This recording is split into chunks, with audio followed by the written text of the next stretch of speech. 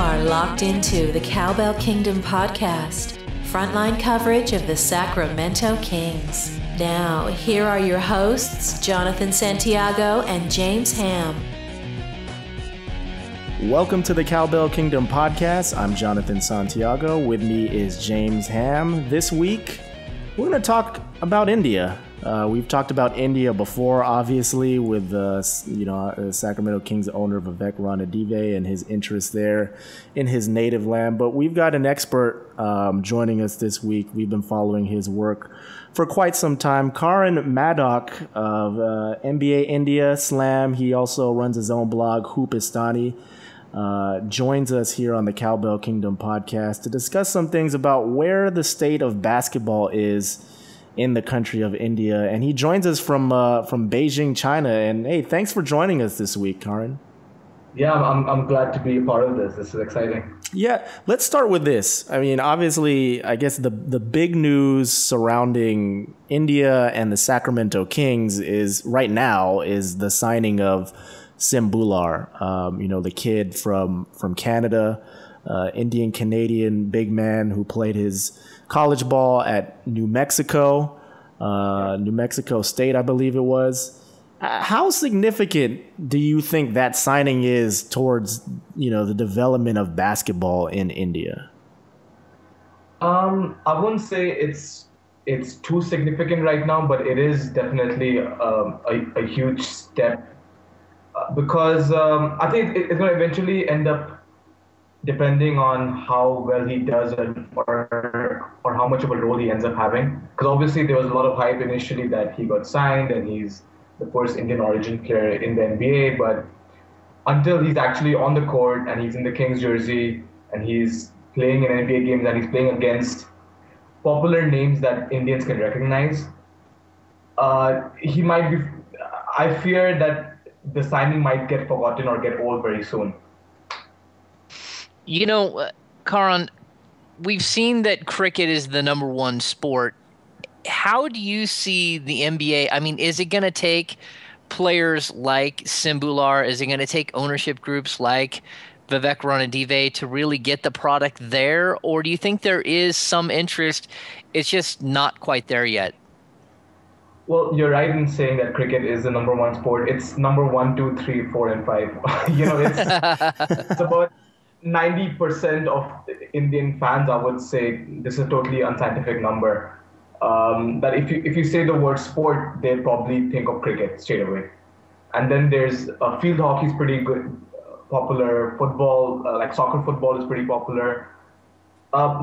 Basketball isn't there yet, but the advantage of basketball in India is that almost every, I would say, middle class and above school in India would have access to a basketball court. Schools and colleges around the country have access to courts, and kids would play it. They are familiar with the sport.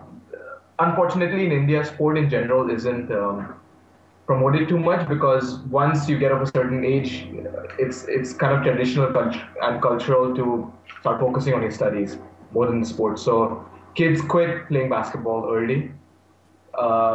Cricket, because there's money in the sport now and there's hype in the sports, cricketers are pretty popular. I think that's a more accepted career path to choose than a lot of other sports, including basketball. To answer your question about the influence of Vivek or Sim, I think so far Vivek has just completed over 1 year, I think, as owner of the Kings, and he's done so much already to reach out to the Indian public. I think most Indians fans didn't even know who he was, didn't know his name, and not that there's been a revolution, but fans in India, the average fan in India who's interested in alternative sports would now know Vivek Ranadive, would now know the Sacramento Kings, would now know more about the NBA. Yeah, you kind of touched on it a little bit there, but I wanted to follow up and ask you this about the grassroots scene. Here in the States, there's definitely, kind of an underlying or under the radar type deal with the AAU scene and how kids get developed there, going into high school and then going into college. It seems like the NBA is starting to make some headway towards bringing the game of basketball to, the kids of India. What is the grassroots scene like in India, and how much does it have to grow to really make an impact on the game of basketball's popularity in that country? The grassroots scene is improving, and as you mentioned, the NBA did, or the last couple of years, they've been hosting a program with the Reliance Foundation, which is India's biggest company. And what they do is that they go to schools in several cities in India. They teach basketball to the physical education teachers, and then pass it on to the kids, the whole grassroots tournament. So I think that's a great way to popularize. I mean, for the NBA, first and foremost, it's their own brand that they want to popularize. And I think that's a great way to do it, because you have to start at the very bottom, or to start at the grassroots level, so that when those kids grow a bit older, they're more familiar with the brand and they're more familiar with basketball. And it's better doing that than just promoting the big stars. In every year, an NBA star will, or not sometimes not a star, but an NBA player will come to India. And that's nice. That's good for the media hype, but I think eventually it's important to start at the grassroots level, and I'm glad they're doing that. It's still a long way to go, but the good thing about India is that we've got 1.2 billion people. So even if you get 5% to care about basketball, that's a huge number, and that could completely change basketball. Maybe not so much in India, but that would add so many more fans worldwide.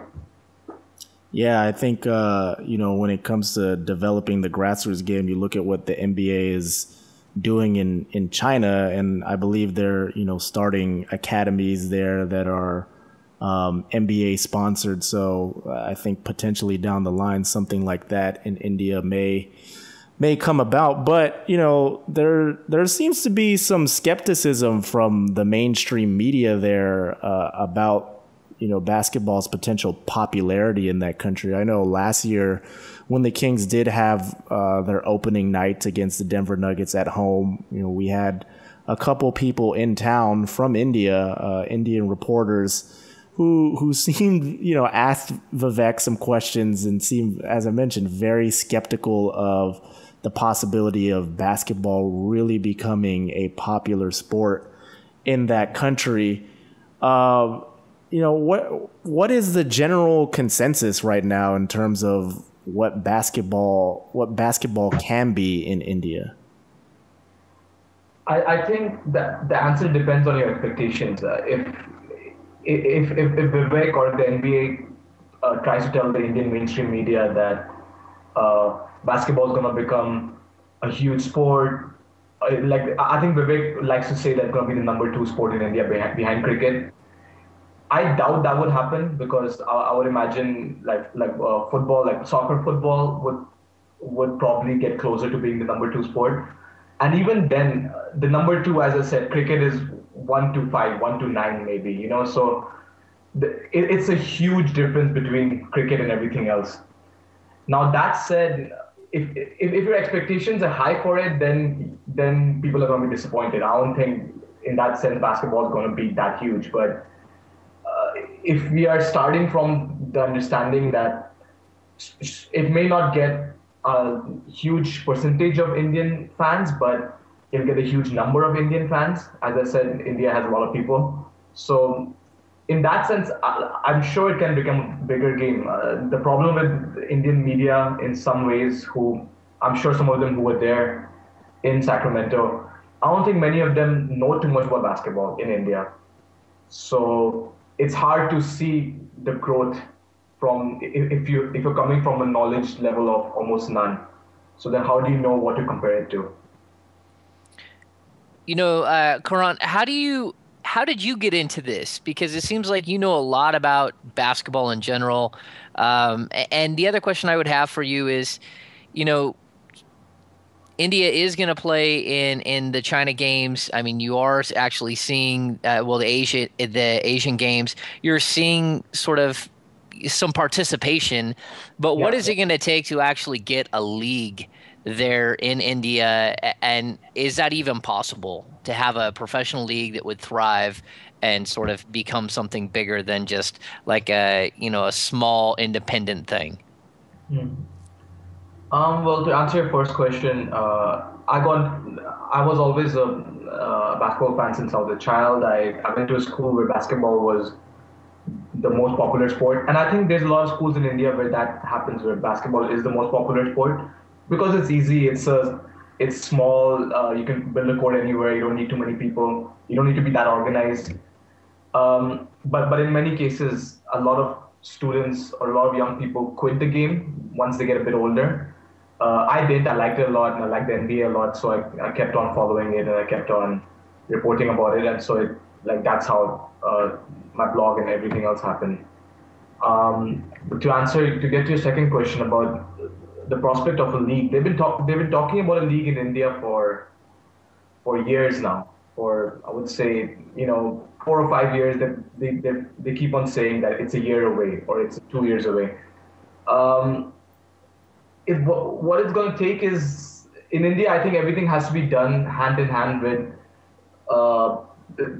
somebody who's from the private sector has to help work with the government, and there has to be a partnership. It's usually an uncomfortable partnership, but a partnership like that has to happen to launch a league. They took a positive step this year because they launched the Indian Soccer League, which is the professional league, which is going to launch in, I think, a month or two.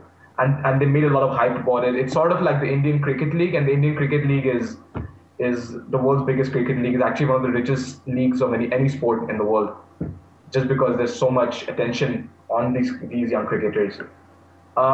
It's the same company that's worked with the cricket and the soccer leagues. It's the same company, IMG Reliance, that is sponsoring the Basketball Federation of India.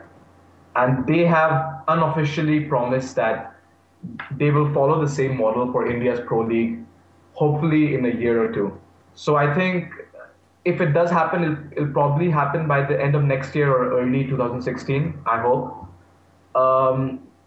And we'll see what the format is like. I don't expect it to be very popular, or at least in terms of, if you compare it to cricket or soccer, I don't expect it to be that popular, but it will be a good stepping stone up, so that India's best players are right now semi-professionals, and at least they'll have a professional league to play for. They'll get to play under good coaching. They'll get to play with players from all over the world, I hope, and they'll get more organization into their annual basketball calendars, which I feel will be very important. Hey, with that said, if there is potential here in 2 years or so to have a professional league in India, do you think that will also coincide with plans to maybe build a state of the art facility in India to host maybe some major basketball exhibitions? Because I know that some people are thinking, wow, maybe the Sacramento Kings will potentially be playing a preseason game, an exhibition contest there not too long from now. But from everything that we've heard, there isn't a facility there yet that can host a game of the NBA's caliber in that country. So do you think that may be in the works as well? Yeah, and I agree with what you just said. India does have a few stadiums that FIBA could be happy with, but I think the NBA's expectations are much higher than FIBA's. So India has hosted Asian level FIBA tournaments in the past, but I think our infrastructure isn't ready for the NBA yet. I mean, I've lived on and off in China for the last 2 years, and China has way better infrastructure than India does, but even they only have 3 or 4, maybe 3 arenas that the NBA is happy with. And these are state-of-the-art arenas that are almost probably better than anywhere else in Asia.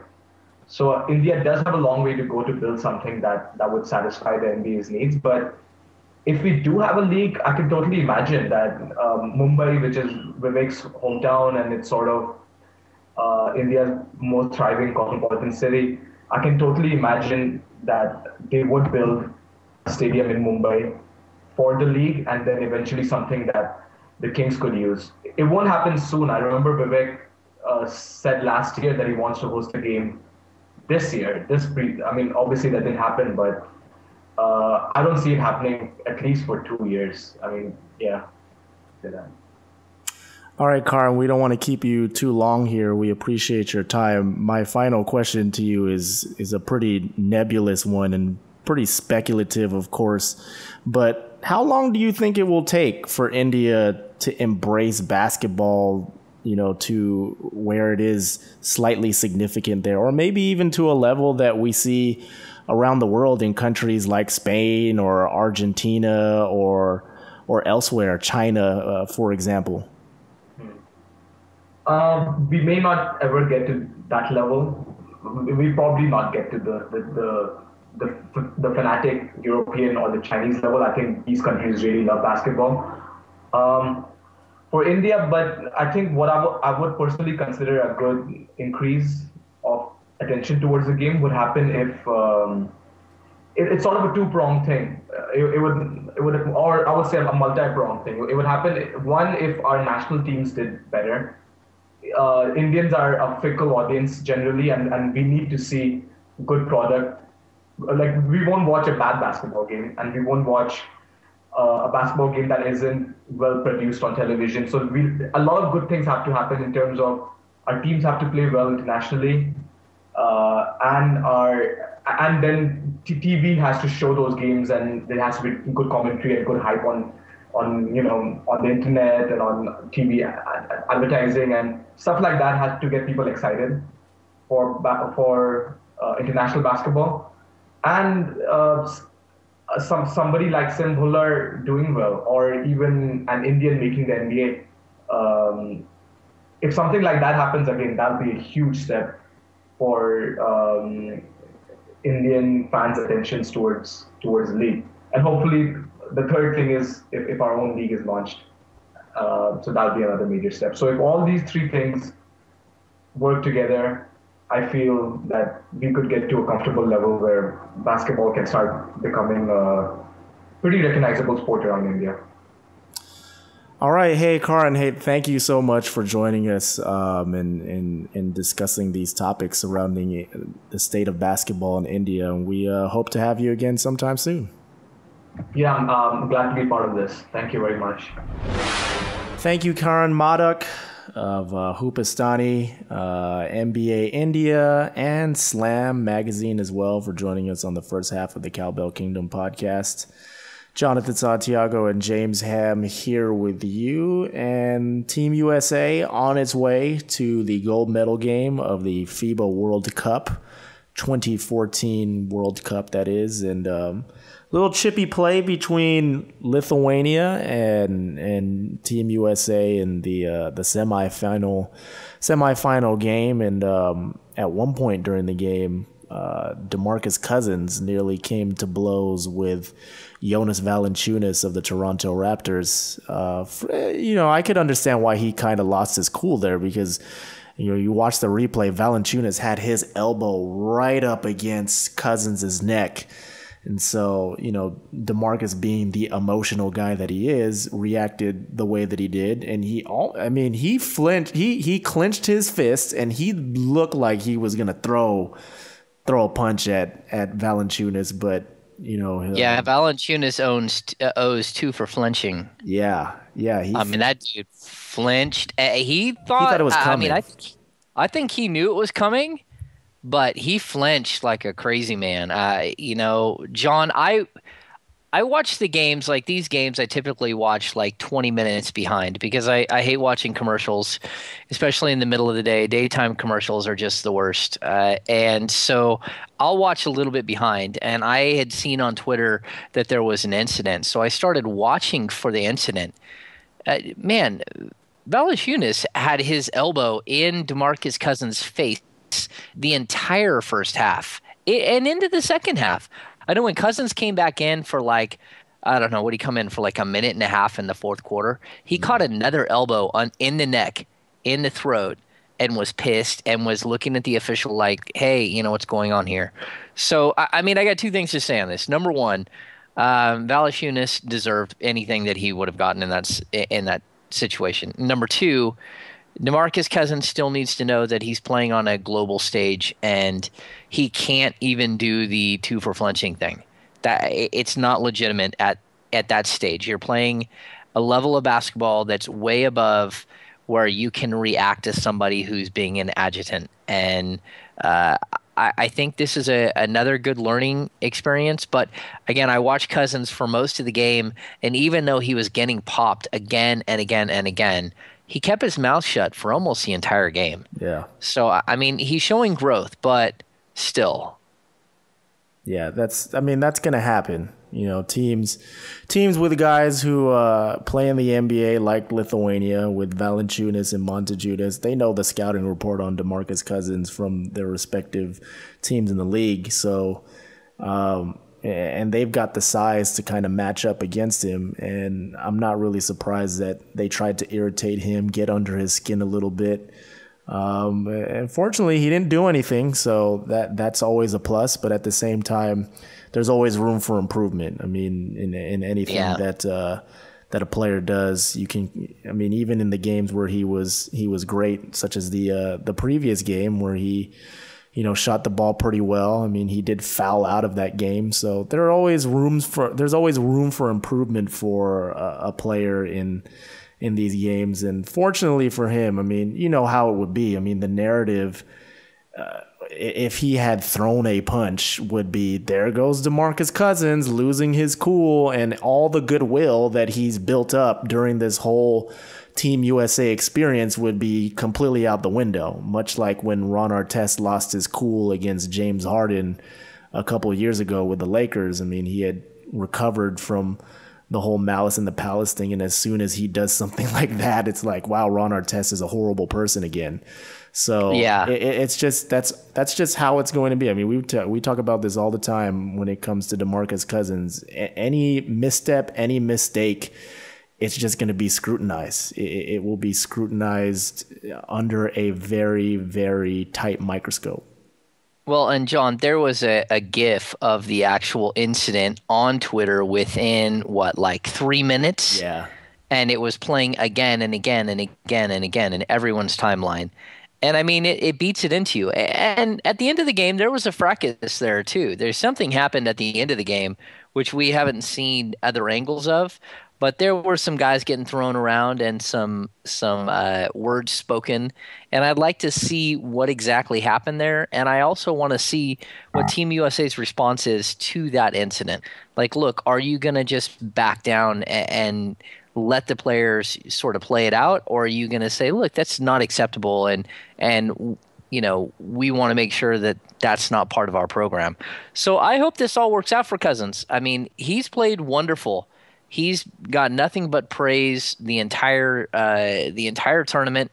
He's got his team all the way to the finals. I mean, today was a huge day. Both Fareed and Anthony Davis struggled with foul trouble. This game was really poorly officiated. They called a lot of weird travel calls and then a lot of foul calls against Team USA, but nothing like in the post with the elbows or the throwdowns or any of that. I mean, again, Montejunas, he threw down his own dude. He threw down James Harden. He took him out. I'm like, really, dude? You're going to take out your own dude? Although the replay, Houston Rocket teammate. The replay, like in full game speed, it looked really bad. But then on the replay, the slow-mo replay, it looked like he tried to catch him. At least that's just my opinion of it. When he was throwing him down, he was trying to limit the impact of the fall, but it did really look bad. He probably saw the beard. He probably oh no, I hit the beard. That's my guy. Oh no, I can't let him fall all the way to the ground. It's not good. Yeah. Maybe if it were Dwight Howard, who would have more incentive to do that for playing time, but not if James, I guess so. Not if James is out of the game.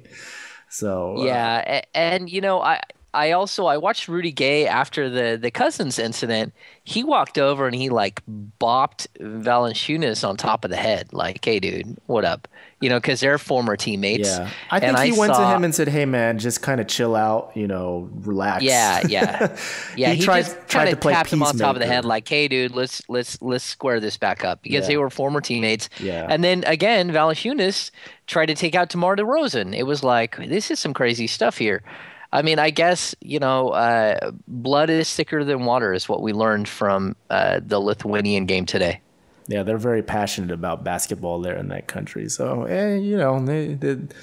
they have one more. Lithuania has one more game to play. They will be in the bronze medal game, and then it's back to training camp for those guys. So, not too long from now, Jonas Valanciunas and DeMar DeRozan, they'll be teammates again, and everything should be A-OK between them. But a shocker in the tournament the other day, Spain losing in the quarter. They're not even going to play for a third place medal. They lost in the quarterfinals to France, a team without a go-to guy. That is a team that has some good NBA talent. They do have Boris Diaw, they have Evan Fournier, they have Rudy Gobert, they have Mikhail Jelabal, former NBA player.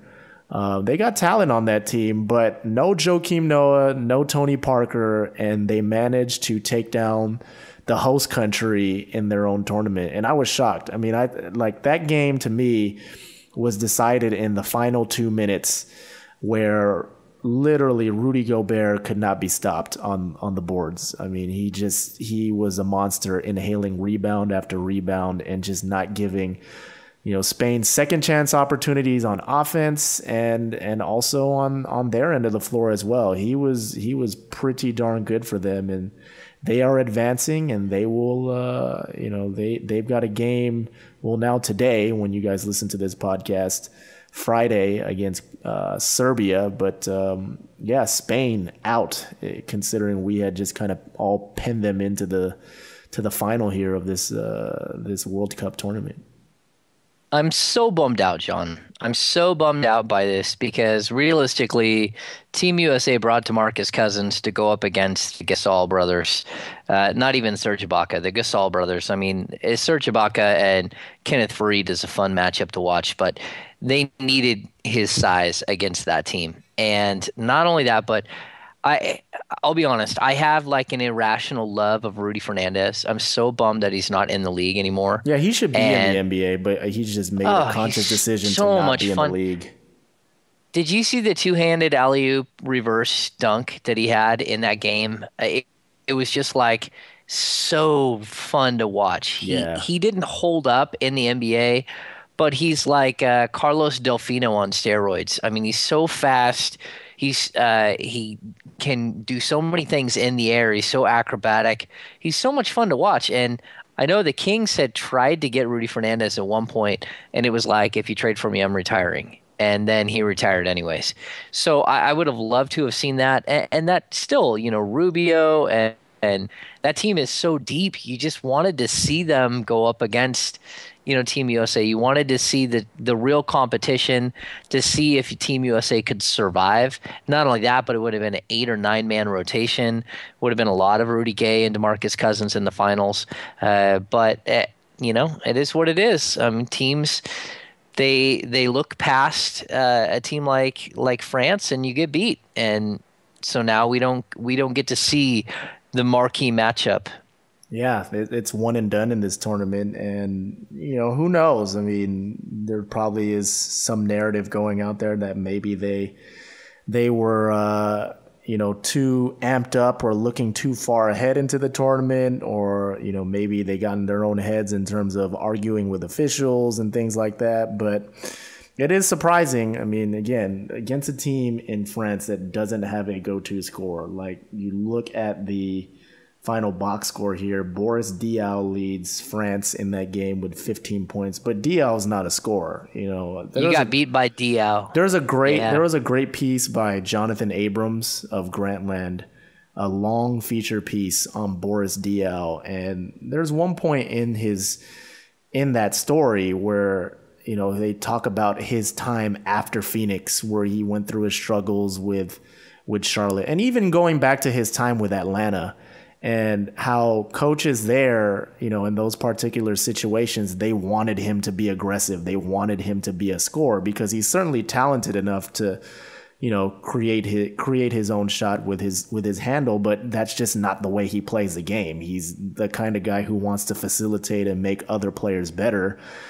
He'd rather, make a great pass and score a basket for himself, and for him to be the best player on that team and not really be an aggressive personality in terms of scoring and lead this team to where they are now with a potential, they may leave with a medal or they'll definitely be competing for a medal in this World Cup. And it's shocking because I would give this France team a real legit chance if they, are able to advance against Serbia, against Team USA in the gold medal game if they had Noah and Tony Parker. Because, that's just... It would have been fun, wouldn't it? I would like to add them now. Yeah. In watching Rudy Gobert, I remember when Rudy came in last summer for the workout, for pre-draft workouts. And the thing about Rudy Gobert, he's so long and he's so tall, but he literally is playing on chopsticks. It's not even like pencils. He's literally playing. His legs are like chopsticks. And I remember specifically that when he was in Sacramento, that he kind of looked over and he saw that there are a lot of media there and we were probably going to talk to him. And he ended up like taking off his shirt so he could show everybody that he was like ripped. And to me, it was just such a joke because, he's one of those guys who's done all this upper body work so he looks good. But literally in the NBA, if you don't have leg strength, then you're nothing. It's kind of like Hassan Whiteside a little bit. Well, Hassan ended up bulking up everywhere. Yeah, he got like in relation to that. He was a dude who just was like a weight room warrior and just got really, really buff. But buff is like, I know he used to wear those black tank tops everywhere. Yeah, and I had asked him one time. I'm like, "Hey, dude, how did you end up gaining like 35, 40 pounds of upper body mass?" And he told me that his dad had played in the NFL. His dad's name was, Akbar or something. He played for the Minnesota Vikings in the late 80s, mid to late 80s. Hassan Arbabakar, I don't know. There we go. Yeah, it's a very strange name. Anyway, he said that, like, look, my dad was a huge man. My dad was like 290 like my whole life, and he wasn't 7 foot tall.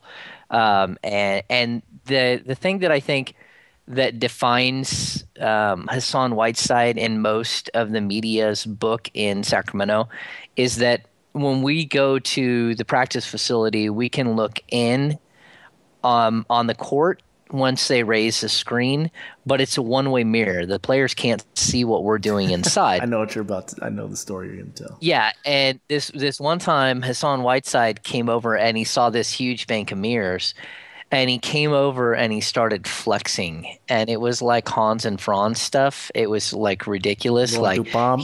You up? Yeah. He's looking at, he's flexing his biceps. He's doing like, up high, down low. I missed that day of practice. Like the Mr. Olympia thing. It was classic and like, oh my gosh, I can't believe we're watching this. And it was just, that was Hassan Whiteside, like in a nutshell. That's who he was. But at least he was able to gain weight. And Rudy Gobert literally – I watch. His thighs are like the size of my calves, and I'm not a big guy. I'm a wiry guy, and I'm telling you that my calves are as big as Rudy Gobert's legs. And how does Marcus Gasol, Serge Ibaka, how do they let Rudy Gobert go off for 13 rebounds and dominate the glass and win the game for you, and a couple of block shots as well? Yeah, it was shocking. Again, very surprising that they did not get past France in that round. And just for them, realistically, only scoring 2 points in the final 3 minutes. Pau Gasol ends up fouling out of that game. They couldn't find a way to score and really, command the glass there at the end of the contest. And that's why they are not competing for this World Cup. So I'm sure it's very disappointing. It's definitely disappointing for them.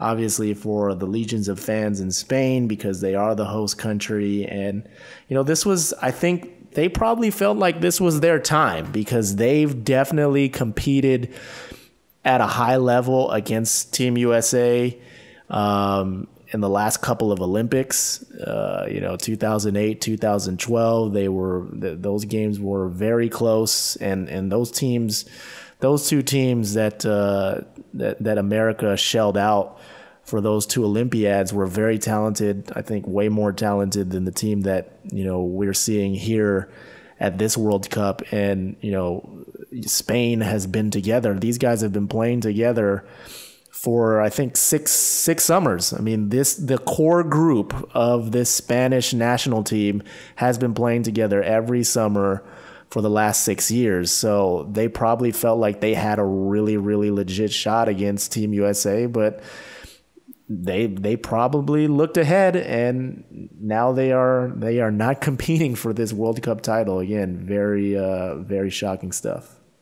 Yeah, and they had 8 NBA players or former NBA players on that roster? Yeah, I mean, there's Pau just Gasol, no 7, 8. Just look at it. Pau Gasol, Rudy Fernandez, Sergio Rodriguez, Juan Carlos Navarro, Jose Calderon, Victor Claver, Ricky Rubio, Marc Gasol, Serge Ibaka. All those guys are in the NBA or have played in the NBA in the past. And could still play in the NBA. Yes. All of those players could still play. I mean, that is a very, very talented roster. They're so deep at point guard, too. I mean, we talk about the front line. I mean, Sergio Rodriguez, former Sacramento King, Jose Calderon coming off the bench behind Ricky Rubio. I mean, they've got talent there at that point guard position, and just amazed that they did not get out of that. That they're not even playing for a medal in this tournament is just very, very surprising. John, I guess we should touch on Zoran Dragic a little bit as well. The Sacramento Kings are allegedly interested in Zoran Dragic, and the brother of Goran Dragic, the Phoenix Suns starting point guard, NBA most improved player for 2013-2014, and a 6'5" shooting guard who has struggled in the past with his shooting percentage from long range. He did shoot like 44% in the World Cup, but typically that's not what he does. He's a left-hander who really does well slashing, plays like his brother, except for he's not a point guard. He's not a true assist man, but really plays hard and a gritty brand of basketball. What are your thoughts on that? The potential for the Kings to bring in a guy like that? Do you need him? That's my question, because I think you do. Well, he's a shooting guard, and he's a guy who plays the same position as your number one pick this past summer and your number one pick the last summer. And he's a guy who is not experienced, hasn't played in the league. But he does have 188 games of international play. I mean, he's been playing since he was 17. So he's got 8 years of professional basketball under his belt. It's not like you're bringing in some guy who doesn't know how to play. Yeah, but I think I would rather them. I think you could get a cheaper option than him, like a veteran option who's a little bit cheaper, like Wayne Ellington. Yeah, something like that. Somebody like that who they waived. But yeah, I just don't really see. It's much like the Dimitri Culligan rumor that was out there. He's not coming here. I read actually an interview, and this is very roughly translated from Russian to English, thanks to my Google Translate, where he apparently says, "I only want to come to America if I'm guaranteed playing time, or I'm going to be a key part of the rotation or whatever." And again, it's translated by Google, so beware, be cautious with that. So.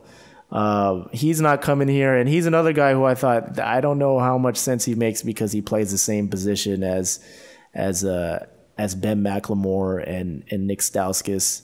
I don't know. I guess if you're adding talent, if you're just still looking to add talent, it's not a bad deal. But to me, I don't think this is a move that they necessarily need to make, unless, like we talked about this before off the podcast, if you're looking to move a guy like Ben McLemore and you want to stack up that shooting guard position so that in the event that you do trade a Ben McLemore elsewhere, at least you're now not just stuck with Nick Stauskas and nothing else behind him.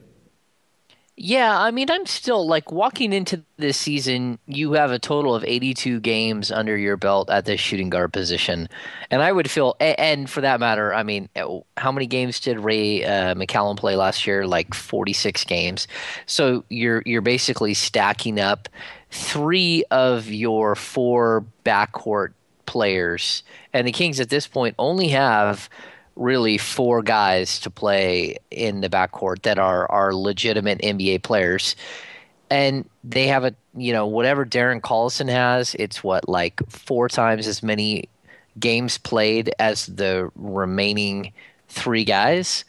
And that's not enough. I mean, I want to see like maybe Tony Douglas or someone who has some experience as a point guard, who can play some defense, who give you something different, that kind of deal that we keep talking about. But again, maybe even a combo guard, somebody.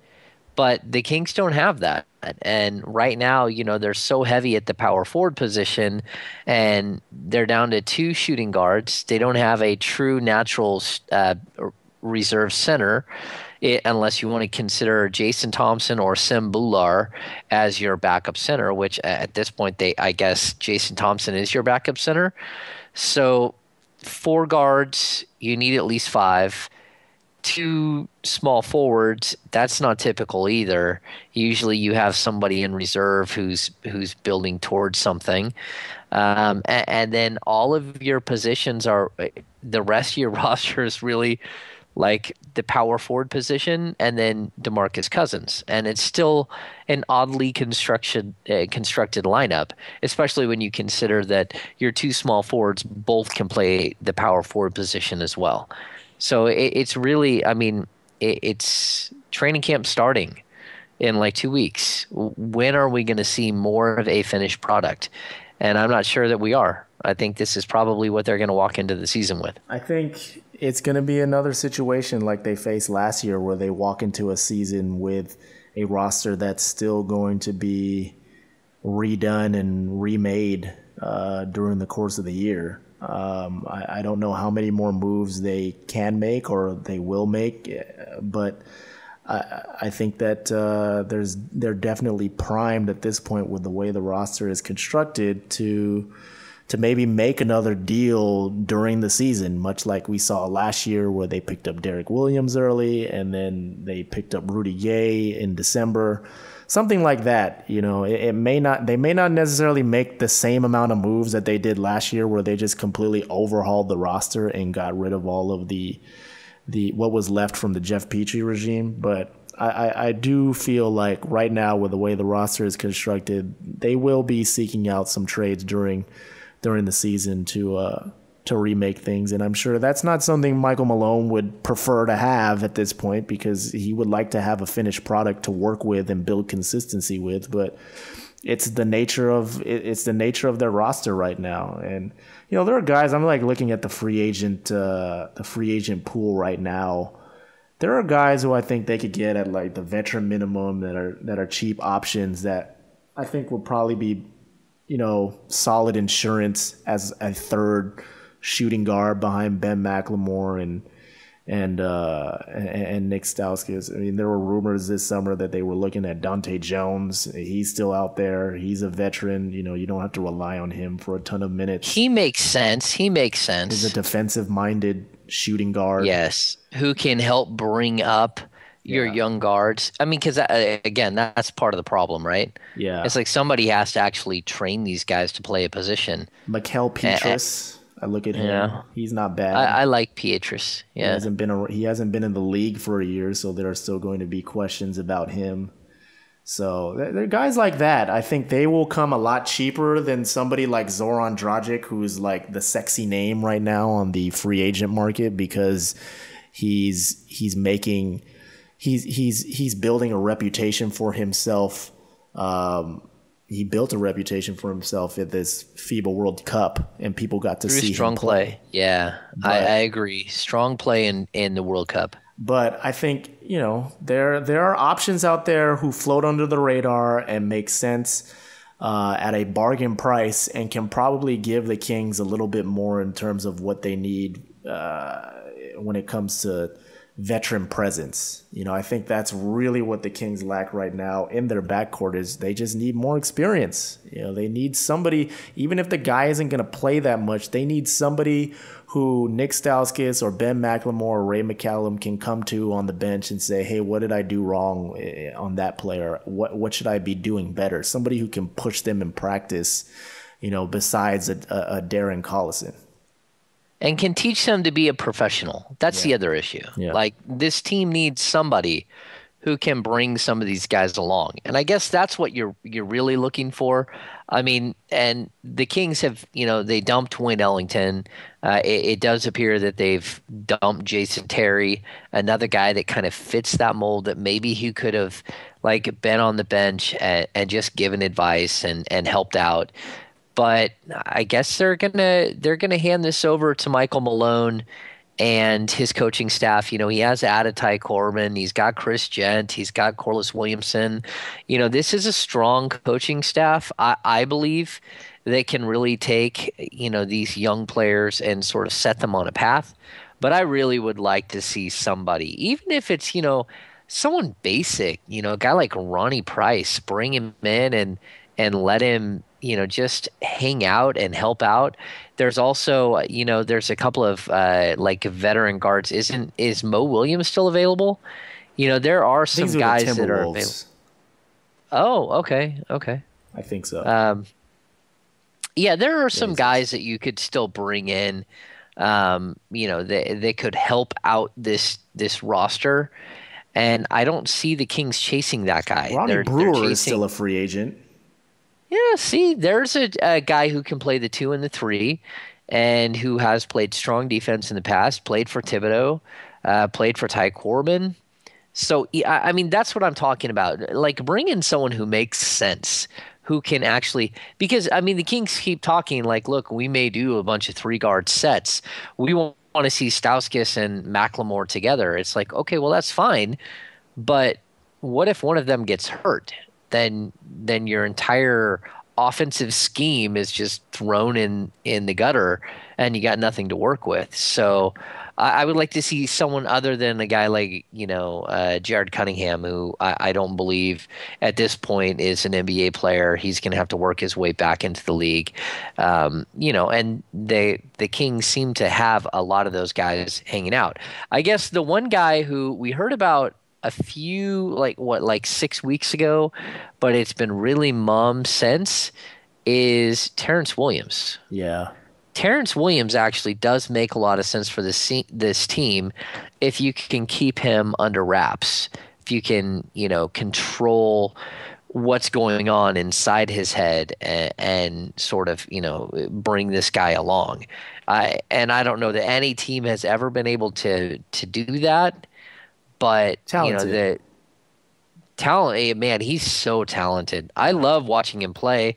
I mean, he's a hard-nosed defender. He's an elite passer. He is a slasher that can finish at the rim.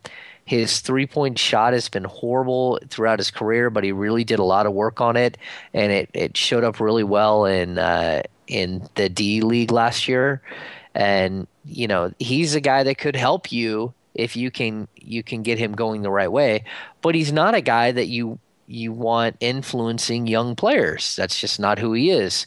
So, again, the Kings kind of looking for that guy that, they brought in, a handful of years ago, a guy like Ekpe Udoh, or, you know what I'm talking about. Like that guy. No, that's not who I'm talking about. Who's the assistant for San Antonio now? Becky Hammond? No, not Becky. Yeah, you're right, John. I'm talking about Becky Hammond. I'm talking about a female. No, that has been on an NBA bench. Sean Marks not on the bench anymore. I love Becky Hammond, in San Antonio. No, what's his name? The shooting guard that the Kings brought in. Ime Udoka. Udoka. There we go. That's what I'm talking about. Now, the Kings have done that with Corliss Williamson, where they brought in Corliss, a former player, to really work with these guys. I would like to see that for McLemore and for Stauskas, a guy like that who has played, solid NBA minutes and can really bring sort of that flavor to this roster. If you can't do it with the player, if you can't bring in the right guy. Yeah. So I would like to see that. D. Brown is there as a development coach, and he worked a lot with Ben and Ray, although he wasn't a shooting guard, so a little bit different experience that he brings to the table. So he can help him dunk with his eyes closed. Yeah. Didn't Ben do that? Yeah. Wasn't he thinking? I don't remember now, going back to the dunk contest. I think he was planning to pay homage. He was working with D on some of those dunks. It was all about dunking over Shaq, let's be honest. Yeah, that was the one. That was the Shaq and a giant chair. Yeah. A giant chair. I mean, that's the impressive thing. It wasn't just Shaq. It was a giant throne that Ben McLemore cleared. Yeah. I mean, that had some serious potential for disaster. Okay, So- I guess on that note, let's wrap up this edition of the Cowbell Kingdom podcast, and we'll be back next week. So be sure to rate us on iTunes, subscribe to us, subscribe on YouTube as well, follow us on Facebook, Twitter, you know the deal. And we'll be back next week. So for James Ham, I'm Jonathan Santiago. Thank you for listening to the Cowbell Kingdom podcast.